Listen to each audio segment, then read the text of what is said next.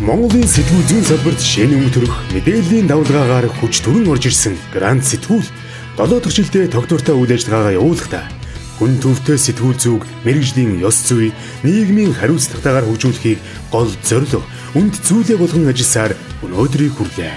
Сэтгүүл зүүн нийгмийн хариуцлага гэдэг нь нийгмийн шударга бус, зөв бус явдлыг ямар нэг хувийн амбиц, эрх ашигын зөрчилгүйгээр зоригтойгоор илчлэн бичих, олон нийтийн санаа бодлыг зөв зөвхт чиглүүлэх, нийгмийн сэтгэл зүйг залуурдах явдлаа.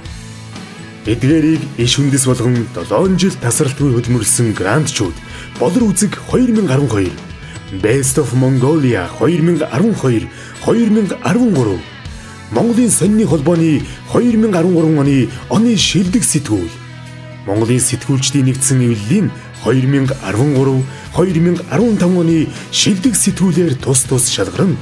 Уншигчдын талархлыг хүлээж өөрийн гэсэн орон зайгаа баттгсаар байна.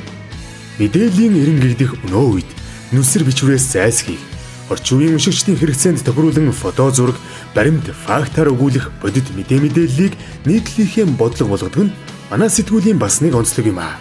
Нэг дугаард 1-2 ярилцлага, асуудал дэвшүүлсэн 4-5 нийтлэл, сар тутмын тойм, сонгодог урлаг, дэлхийн алдарт цуутай хүмүүсийн намтарчилсан хөрөг тус бүр 1-2.